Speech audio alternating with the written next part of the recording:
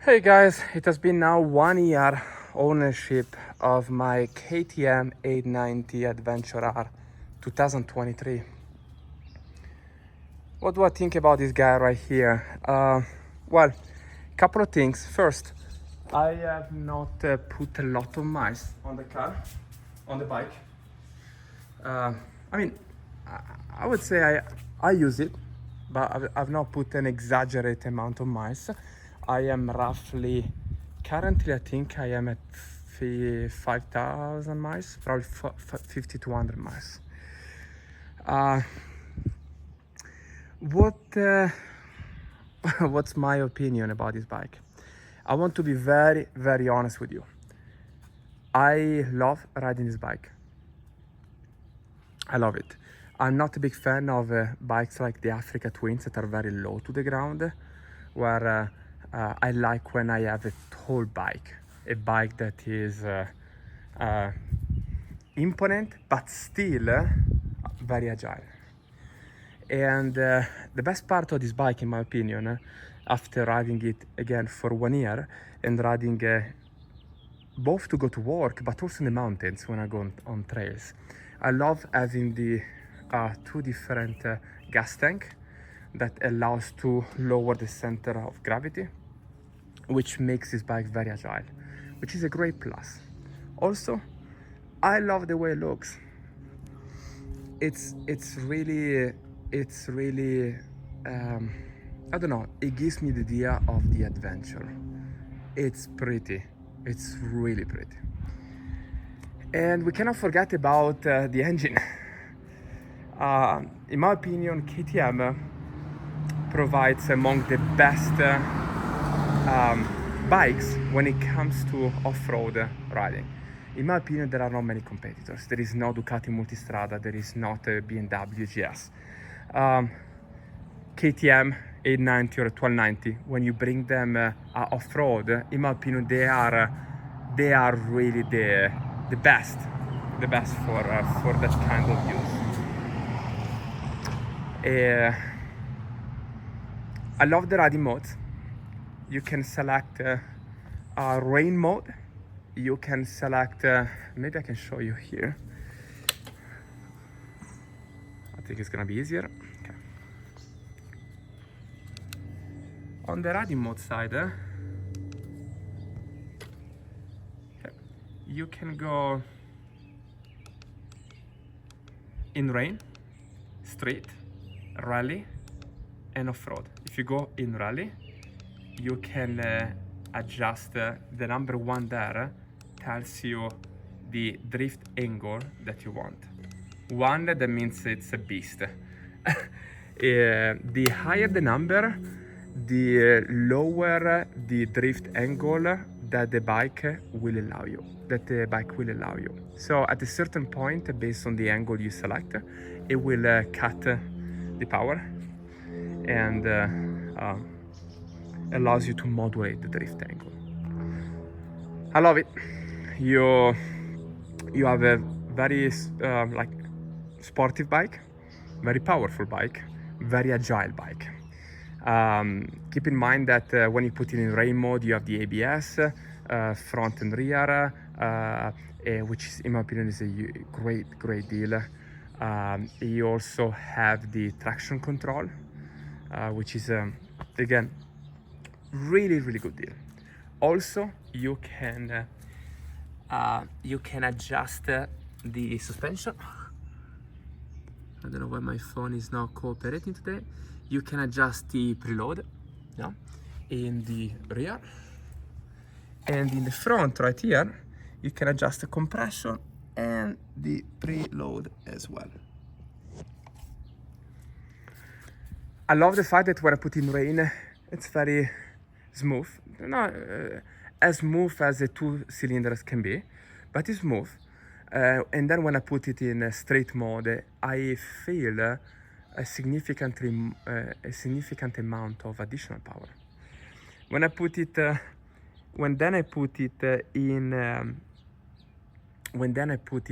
in rally mode, as you accelerate, you can do wheelies like crazy. So I love all of this about this bike. before telling you what I don't like and what I hate about this bike, I want to show you this phone holder. Oh, let me go on this side right here. Okay. I highly recommend you, if you have an adventure bike, this kind of phone holder, because as you can see, it has vibration absorption, which works very well. In my opinion, it's extremely valuable, extremely valuable, because high frequency vibration can ruin the camera of your phone. And I ruined the camera in my previous iPhone. So I bought this phone holder, which it's also orange, it fits very well. But I highly recommend you if you want a phone holder for your bike. Let me now tell you what doesn't work, what I hate about this bike. And the answer is the reliability. In my opinion, it's, when it comes to some specific components, it's not the most reliable bike. And my biggest disappointment is not necessarily on the KTM reliability on its own. I think the engine, it's an engine that started with a 790 years and years ago. I think it's an engine that has been perfected. I think it's a reliable engine. I think it's an engine that can really run probably up to 50,000 miles, I would guess. The problem is the KTM dealers that are, at least for my experience, I used 4 different dealers here in Colorado, in Denver, and I had terrible experience with all of them. I will tell you now the issues that I had with my KTM, one after the other. Let's start with an easy one. The horn. You see the guy right there? I got the bike and the horn was not working. So I brought it to KTM. They have replaced it twice, not once, twice. And then it kept not working. And then I realized that the bracket was placed in a position where the horn was touching this heat dissipator right there, and it was not working because of that. So I'm not a mechanic, I'm not even close to be a mechanic. All I had to do is to lift the horn, and it didn't give me any issue for the past 11 months. KTM replaced it twice, and they ended up telling me, we don't know what to do. That's the first issue. Second issue, after 100 miles, guys, of ownership, actually 100 or 200 miles, I noticed that under the chain, right here, there was some oil coming down. It was not dripping by any means, but it was wet. If I touch here, it was wet. And so I brought it back to KTM, to the dealer. And you know what they told me? Alex, it's the oil from the chain that is giving you that effect there. I said, guys, how can the oil of the chain, which is black, go there and be clear? And I brought it there, they disassembled. They told me we had someone, a KTM expert, that open the cover, clean it, and you're good to go. I swear I research everywhere, and they are telling this story to a lot of people. For my experience, that was a huge lie. I brought the KTM back to another dealer. I said, hey, if you tell me that is the chain, I will keep digging until when I find what's going on, and then I will come after all you guys for that. I will write a letter to KTM. So I brought to them, and then fair enough, it was a countershaft seal that was leaking. If you remove the cover, there was the countershaft, and it was completely dry from outside, but from inside it was leaking. They needed to change the seal.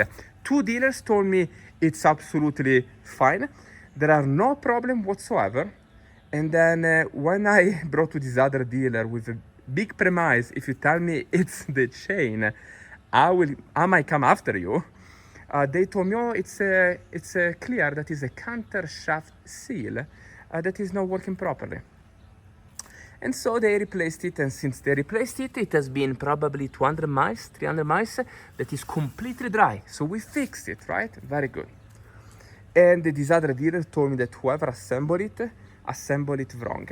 So in my opinion, the first dealer, when they disassembled it, they didn't even reassemble it properly. Then I had a front tire leak. Front tire was leaking, and I brought it to 1 KTM, and they told me, no, Alex, it's not leaking. Guys, it was losing 4 or 5 PSI every week.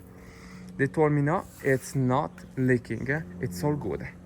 And so I brought it to, I actually used some soap and water, I found the leak, I brought to another dealer, and they were kind enough to tell me, yes, we can replace it, but you need to pay $250 for that. I called KTM, I complained, and KTM called them, and I had it replaced under warranty. So if they say that is a counter shaft, if they say that is the chain lube, in my opinion, 99%, if the oil is clear, it's not the chain, it's a counter shaft. So stamp really force your dealer to take action there. Same from the front tire. People say, well, it's tubeless, so it's supposed to leak. That's not true, because since when they have replaced the tire, guys, I have not lost probably not even 2 PSI in now 7 months. So that's for my experience. We have other issues. And the other issue is on this other side. The other day I touched it and I felt that it was dirty. See, now if I touch it, it's clean, but it was dirty. And from here, right there, under, see the exhaust, it was black and it was oily. And so I brought it to 1 KTM. They told me, Alex, it's fine. I mean, a little bit of leaks are normal for a KTM. And guys, I don't like that, especially 5,000 miles KTM. And so they took a look, they disassembled it, and they found the valve cover leak due to the seal, and also a spark plug seal that was gone. It was not properly sealing.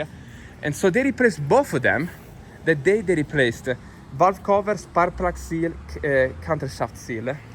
It would have cost me $600, and I caught it before the warranty expired.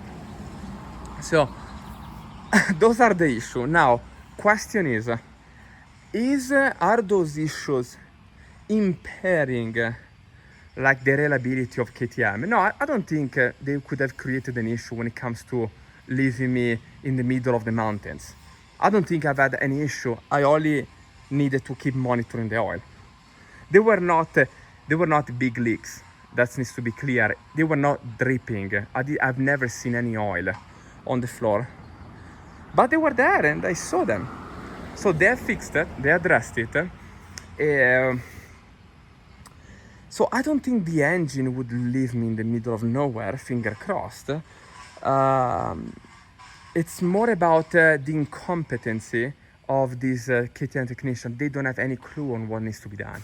If for my experience at least. Maybe there are great around, but that's the deal.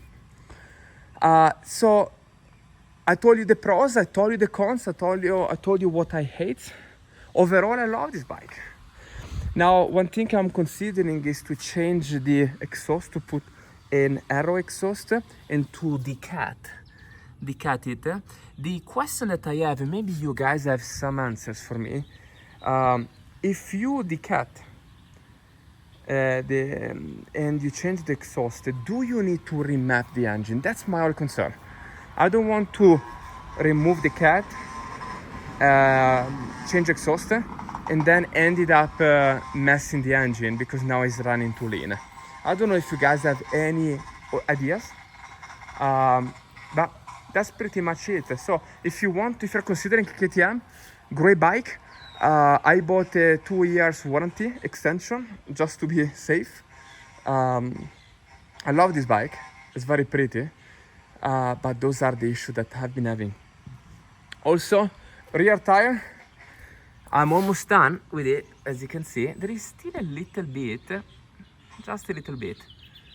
But I will need to replace it soon. So it's not gonna last probably more than 6,500 miles. Alright guys, that's 1 year of ownership and all the issues that I had and how we fix them.